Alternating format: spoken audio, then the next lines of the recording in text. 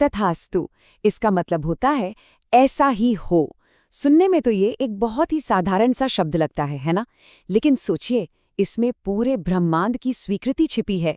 और बस इसी एक शब्द से, इसी स्वीकृति से एक ऐसी कहानी की शुरुआत होती है जो भक्ति, कर्तव्य और हाँ, प्रेम के बंधनों को एक बिल्कुल ही अलग नजरिए से हमारे सामने रखती है।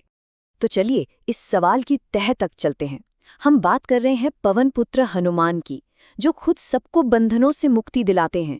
तो फिर आखिर ऐसा क्या हुआ कि उन्हें ही जंजीरों में जकड़ना पड़ गया? ये कहानी सिर्फ एक पौराणिक कथा नहीं है, बल्कि इसमें छिपा है समर्पण का एक बहुत गहरा सबक। तो ये कहानी शुरू होती है पुरी के बहुत ही भव्य जगन्नाथ मंदिर से। अब यहाँ ना एक बड़ी ही अनोखी, एक अजीब सी समस्या खड़ी हो गई थी। और ये समस्या किसी राक्षस या असुर की वजह से नहीं थी, नहीं, बल्कि ये थी बेइंतहा भक्ति की वजह से। जरा सोचिए, समुद्र देव का प्रेम इतना ज्यादा था, इतना प्रबल था कि वो भगवान जगन्नाथ के दर्शन करने के लिए बिल्कुल व्याकुल रहते थे।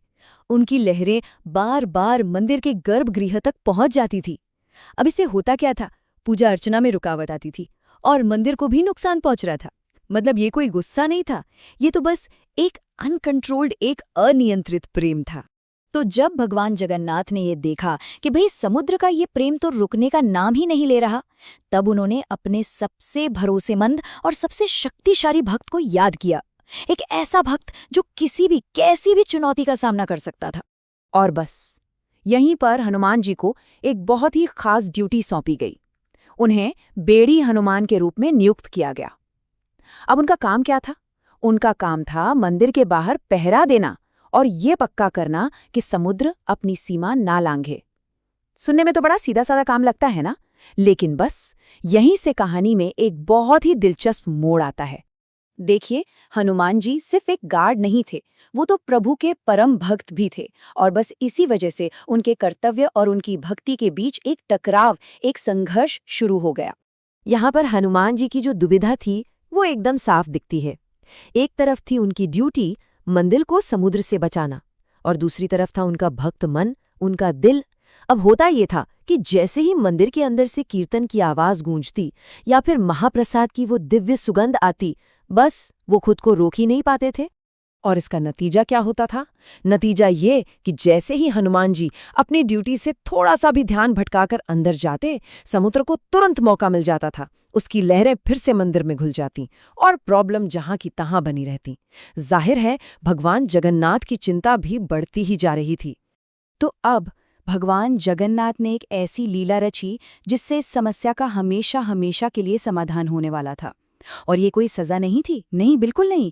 ये तो प्रेम और जिम्मेदारी का एक बहुत ही अनोखा बंधन था।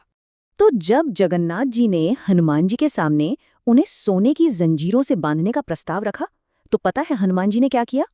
उन्होंने इसे खुशी खुशी स्वीकार कर लिया। उन्होंने इसे कोई बंधन नहीं माना, बल्कि प्रभु का आशीर्वाद समझा। और उनका ये जवाब सच में भक्ति का सबसे ऊंचा स्तर है। मतलब सेवा के लिए अगर कोई बंधन भी स्वीकार करना पड़े तो वो मुक्ति से भी बड़ा हो जाता है।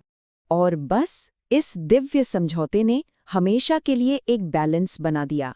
प्रभु ने अपने भक्त को प्यार से बांधा, भक्त ने खुशी खुशी उस बंधन में रहकर अपनी सेवा पूरी की, और समुद्र ने भी अपने मर्यादा का सम्मान किया। सब खुश, सब संतुष्ट। पर ये सिर्फ एक कहानी नहीं है जो बस किताबों में लिखी हो। इस दिव्य बंधन की जो लेगेसी है, इसकी विरासत, वो आज भी जिंदा है और हमें एक बहुत गहरा मैसेज देती है। अगर आप आज भी कभी पुरी जाएं, तो वहां चक्रतीर्थ रोड पर आपको बेड़ी हनुमान का मंदिर मिलेगा। और जानते हैं, वहां हनुमान जी की मूर्ति आज भी उन्हीं सोने की जंजीरों से बंधी हुई है जो हमें उस दिव्य प्रेम और कर्तव्य की याद दिलाती है। ये इस बात का जीता जागता सबूत है कि कैसे एक पौराणिक कथा आज भी हमारी आस्था का एक जिंदा हिस्सा है। तो आखिर इस पूरी कहानी से हमें सीखने को क्या मिलता है? पहली बात तो ये कि सच्ची भक्ति के लिए डिसिप्लिन, अनुशासन बहुत जरूरी है। दूसरी बात कि असली आज़ादी शायद किसी बंधन से मुक्त होने में नहीं, बल्कि किसी मकसद की सेवा में बंध जाने में है। और आखिर में कि प्रेम का बंधन कोई कमजोरी नहीं, बल्कि आपकी सबसे बड़ी ताकत हो सकता है। और अब एक सवाल है सोचने के लिए। हम सबके जीवन में ऐसी कौन सी जिम्मेदारियां, रिश्ते या मकसद हैं जो हमें बांधते तो हैं, लेकिन साथ ही हमारे जीवन को एक गहरा मतलब, एक दिशा भी देते हैं। तो चलिए हम वापस उसी शब्द पर आते हैं, तथास्तु।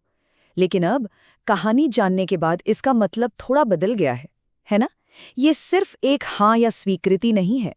ये तो एक कर्तव्य को, एक जिम्मेदारी को खुशी-खुशी गले लगाने का प्रतीक है। और हनुमान जी की ही तरह शायद हम भी अपने जीवन के बंधनों में ही अपनी सबसे बड़ी ताकत और असली स्वतंत्रता खोज सकते हैं।